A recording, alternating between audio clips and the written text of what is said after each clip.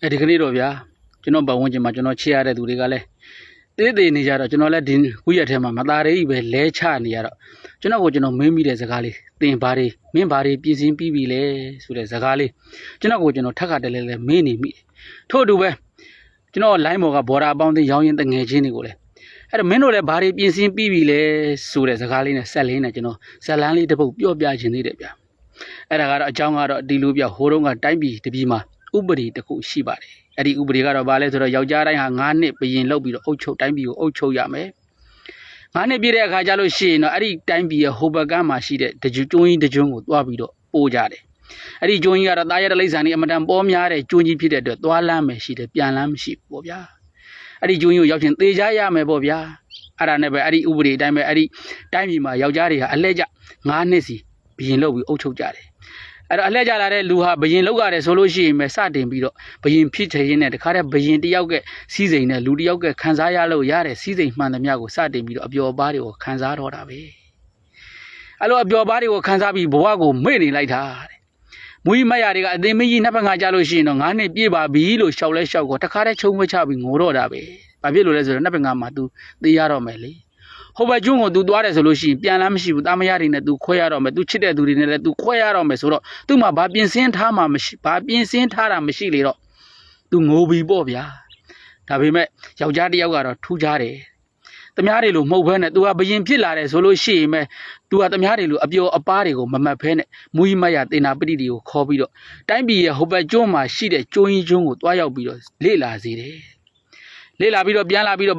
့မူမတ်ရဲ့တွေကတင်ပြရတဲ့ဟာတွေကိုအခြေခံသဘောတရားတွေကိုယူလဲပြီးတော့တခါတည်းလုံသားတွေနဲ့လူတွေနဲ့စစ်သားတွေနဲ့မုတ်ဆိုးတွေကိုအဲ့ဒီကျွန်းကိုစတင်ပြီးတော့ပထမနှစ်မှာပဲဆေလွတ်တယ်မုတ်ဆိုးတွေကတော့ဘာလို့ကလဲဆိုတော့အဲ့ဒီကျွန်းကြီးမှာရှိတဲ့တလိษံတွေကိုရှင်းလင်းသုတ်တင်ရတယ်ပေါ့ဗျာအိမ်မွေးတလိษံအဖြစ်မွေးလို့ရတဲ့တလိษံတွေကိုရင်ပါအောင်တော့အိမ်မွေးတလိษံအဖြစ်မွေးထားပြီးတော့မွေးလို့မရတဲ့တလိษံတွေကိုတော့အားလုံးကိုသုတ်တင်ရှင်းလင်းကြရတာပေါ့ပါသွားတဲ့လူတွေနဲ့စစ်သားတွေကတော့အဲ့ဒီကျွန်းကြီးမှာရှိတဲ့တခါတည်းတော်ရိုင်းတွေကိုအကုန်လုံးခုတ်ထွင်ရှင်းလင်းမိတို့ပြီးတော့တခါတည်းလေယာတွေမြေတွေအဖြစ်ဖော်ဆောင်တာပေါ့ဒုတိယနှစ်မှာတော့ဘယင်ကြီးကထပ်မံပြီးတော့စိုက်ပျိုးရေးနည်းပညာရှင်တွေနဲ့စောက်လုပ်ရေးပညာရှင်တွေကိုစတင်ပြီးတော့အပကန်းကိုဆေလွတ်ပြီးတော့လေယာမြေတွေဖော်စိုက်ပျိုးရေးတွေလုပ်စက်ယုံကြီးတွေထူထောင်ပြီးတော့တခါတည်းတီထောင်လိုက်တာတဲ့တခါတည်းဟိုဘက်ကန်းကြီးကလည်းတပြေးပြေးနဲ့အောင်မြင်လာတာပေါ့တတိယနှစ်မှာတော့တခါတည်းဘယင်ကြီးကထပ်မံပြီးတော့တခါတည်းနန်းတော်တွေစောက်ဖုံးတော်ကြီးเจ้าနေစောက်စေးုံစေးကန်းနေစောက်အကုန်လုံးလူနေလို့ရတဲ့ဟာမှန်သမျှအကုန်လုံးစောက်ပြီးတော့လူတဲ့နဲ့ပြောမယ်ဆိုရင်တော့မြို့ပြကြီးတစ်ခုဖြစ်တီထောင်လိုက်တာပေါ့စရုပ်ဓာတ်နေ့လည်းရောက်တော့တခါတည်းသူ့ရဲ့တငယ်ချင်းတွေမိတ်ဆွေအပေါင်းအသင်းတွေဆွေမျိုးမိဘတွေနဲ့တားမယားတွေကိုဟိုဘက်ကန်းကိုစတင်ပြီးတော့ပို့တော့တယ်ဒီဘက်ကန်းကနေပြီးတော့ဒီဘက်တိုင်းပြည်ကနေပြီးတော့လဲစီးပွားရေးအကုန်လုံးပေါ့ဗျာနေကျင်တဲ့သူတွေကိုလည်းဟိုဘက်ကန်းကိုပို့ထားလိုက်တယ်9နှစ်မြောက်တဲ့နေ့မှာတော့ဘယင်ကြီးအသင်မေးကြီးနှစ်ဖက်က9နှစ်ပြည့်ပါပြီဆိုလဲဆိုတော့တခါတည်းအဲ့ဒီဘယင်ကြီးကဟိုဘက်ကန်းကိုတွားရတော့မယ်ဆိုတော့ तू ပြောတာပေါ့ဘာဖြစ်လို့လဲဆိုတော့ तू ဟိုဘက်ကန်းမှာ तू နေဖို့ပြင်ဆင်ပြီးသွားပြီလေထို့အတူပဲဗျာဒီပုံမြင်လေးကကျွန်တော်တို့ကိုဘာပြောပြနေဆိုတော့ကျွန်တော်တို့တွေဘာတွေပြင်ဆင်ပြီးပြီလဲကျွန်တော်တို့တွေမှာဟိုဘက်ကန်းဆိုတဲ့တမလွန်ကိုတွားဖို့ကျွန်တော်တို့တွေဘာတွေပြင်ဆင်ထားပြီးပြီလဲတကယ်လို့မပြင်ဆင်ရရင်တော့ကျွန်တော်တို့နောင်တမလွန်ဆိုတာနဲ့ထိတ်တိုက်တွေ့တဲ့အခါကျရင်တော့ကျွန်တော်တို့တွေကဘယင်မိုက်တွေလို့ပဲချုံပွဲချပြီးတော့ငိုရမှာပဲဖြစ်တယ်ဒီထက်မှာကျွန်တော်စကားလေးတစ်ခုလက်ဆောင်ပေးချင်တာကတော့ကျွန်တော်တို့တွေဟာအောင်မြင်မှုဆိုတဲ့ငွေကြေးဟာကျွန်တော်တို့ဘဝအတွက်မရှိမဖြစ်လိုအပ်တာမှန်ပါတယ်ဒါပေမဲ့အဲ့ဒီငွေကြေးနောက်ကိုလိုက်ရှင်းနေပဲလူတချို့တွေဒုက္ခရောက်နေကြတာကိုလေကျွန်တော်တို့သတိချက်စဉ်းစားရမှာဖြစ်တယ်ရေဟာကျွန်တော်တို့အတွက်မရှိမဖြစ်လိုအပ်တယ်ဒါပေမဲ့ညာတော့လေအဲ့ဒီရေကနှိမ့်ဆက်လို့ပဲကျွန်တော်တို့တွေဘဝတွေပေးဆက်နေရတဲ့လူတွေလည်းရှိပါတယ်မိဟာကျွန်တော်တို့အတွက်မရှိမဖြစ်လိုအပ်သောအရာတစ်ခုဖြစ်ပေမဲ့ကျွန်တော်တို့တွေမိကနှိမ့်ဆက်လို့ကျွန်တော်တို့ဘဝတွေပေးဆက်ပြီးတော့ဘဝတွေပျက်စီးနေကြတဲ့လူတွေလည်းရှိပါတယ်အစာအာဟာရကကျွန်တော်တို့တော့မရှိမဖြစ်လိုအပ်တယ်အစာရှိမှကျွန်တော်တို့ဘဝကရှင်သန်နိုင်မှာဖြစ်တယ်ဒါပေမဲ့ညာတော့လေအဲ့ဒီအစာအာဟာရနှိမ့်ဆက်လို့ပဲကျွန်တော်တို့တွေဘေးဥပတ်တွေဖြစ်ပြီးတော့သေအသက်တွေပေးနေရတာတွေလည်းမနှဲတော့ပါဘူးမြေကြီးကကျွန်တော်တို့ရဲ့တီမီယာဖြစ်တယ်မြေကြီးရှိမှကျွန်တော်တို့ဘဝတွေကရှင်သန်လို့ရမယ်မြေကြီးရှိမှကျွန်တော်တို့ဘဝတွေကတည်ရှိလို့ရမှာဖြစ်ပင်ညာတော့လေအဲ့ဒီမဟာပရိဝီမြေကြီးကနှိမ့်ဆက်လို့ပဲကျွန်တော်တို့တချို့သောသူတွေဟာဘဝတွေပေးဆက်နေရတာဒါတွေဟာတတိချက်စရာဖြစ်ပါတယ်အောင်မြင်မှုဟာရှာဖွေလေးတွေ့ရှိလေးခံစားရင်းနဲ့ကျွန်တော်တို့တွေဘဝကိုမေ့ပြီးတော့အောင်မြင်မှုထောင်ချောက်ထဲမှာပိတ်မိနေတတ်ပါတယ်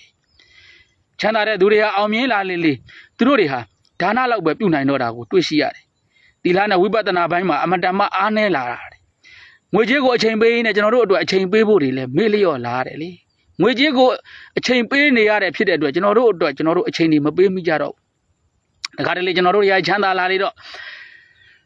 စိုးလောင်းရင်တော့မှပဲကျွန်တော်တို့မလောင်းနိုင်ဘူးလေအငှားနဲ့လောင်းခန်းကြတယ်ဖះဆုံးတော်ကချင်တော့ကျွန်တော်တို့တွေမကတ်နိုင်ဘူးအငှားတွေနဲ့ကတ်နေကြရတယ်ဒါနတွေပြုခဲ့ရင်လည်းရေစက်တောင်ကျွန်တော်တို့ကောင်းကောင်းမချနိုင်ဘူးလေဘာဖြစ်လို့လဲနောက်ကအောင်မြင်မှုတွေကကျွန်တော်တို့ကိုအတင်းဆွဲခေါ်နေတော့အောင်မြင်မှုရှိကိုကျွန်တော်တို့တွေမပြီးဆုံးသေးတဲ့အလုပ်တွေရှိကျွန်တော်တို့တွေပြန်သွားရအောင်မှာပဲမဟုတ်လားအဲ့တော့ဒီနေ့ငရဲရောက်တဲ့လူတွေကိုမေးကြည့်မယ်ဆိုလို့ရှိရင်ဒီကနေ့ဒါနပြုမပြုလို့ငရဲရောက်နေကြတာမဟုတ်ပါဘူးဒါနပြုရတဲ့နဲ့ငရဲကိုရောက်နေတာဘာဖြစ်လို့လဲဆိုတော့သီလတွေမလုံခြုံလို့ဝိပဿနာတွေမလုပ်ခဲလို့ငရဲကိုရောက်နေရတာပဲဖြစ်ပါတယ်ဒါကြောင့်မို့လို့တရားတဲ့အခါကြလို့ရှိရင်ကျွန်တော်တို့တွေကယူရှာထားသမျှတွေထားခဲ့ရပြီကျွန်တော်တို့ပေးထားသမျှပဲကျွန်တော်တို့တွေယူသွားရမှာပဲဖြစ်ပါတယ်ဒါကြောင့်မို့လို့အောင်မြင်မှုထောင်ချောက်ကိုလည်းမမိပါစေနဲ့ဘဝမှာဒါနလောက်နေလဲပြောမနေပါနဲ့သီလတွေကိုလည်းရှားဖွေပါကိုစောင့်ထိန်ဖို့ကိုလည်းလေ့လာပါပြီးလို့ရှိရင်ဘဝရဲ့ငြိမ်းချမ်းခြင်းတရားဖြစ်တဲ့ဒီဘဝမှာလည်းငြိမ်းချမ်းသလိုနောက်တမန်လုံးမှာလည်းငြိမ်းချမ်းတဲ့ဝိပဿနာတရားတွေကိုလည်းပွားများအားထုတ်နိုင်အောင်ကြိုးစားပါလို့ကျွန်တော်ရဲ့ချစ်တော်မိတ်ဆွေတငယ်ချင်းတွေကိုဒီနေ့ဒီဗီဒီယိုလေးနဲ့ကျွန်တော်ကျေးဇူးဆက်ပြောကြားပေးခြင်းဖြစ်ပါတယ်အားလုံးကိုကျေးဇူးတင်ပါတယ်ဗျာ